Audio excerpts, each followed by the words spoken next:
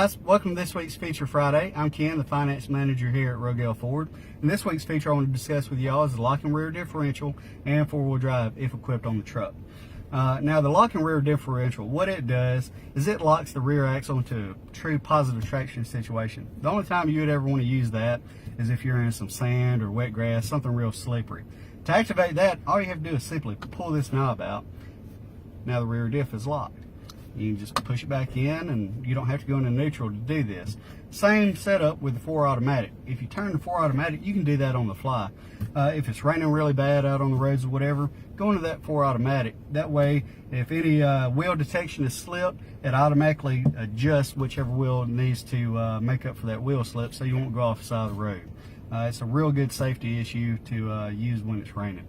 Other than that, 4 high and 4 low. Anybody that's ever had a four-wheel drive, they kind of know what the difference is between the two.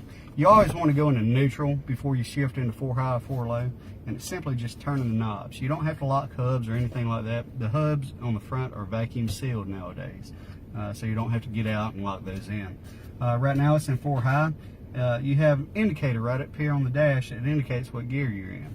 Of course, 4 high is going to solve most of your four-wheel drive needs. The only time you would ever really use forward low is if you're in something real soupy, something real slippery. And even then, you can go into 4 low and you can lock the rear differential. When you do that, you're going to have the most power to all 4 wheels at that time, and you'll be able to get out of whatever you're in pretty much. Other than that, if you can't get out of that, time to call a bulldozer. Anyway, that's all for this week's Feature Friday. If you have any questions, please come down, meet with one of our sales professionals. They'll go through all this with you in detailed fashion. And again, we thank you for joining us for this week's Feature Friday.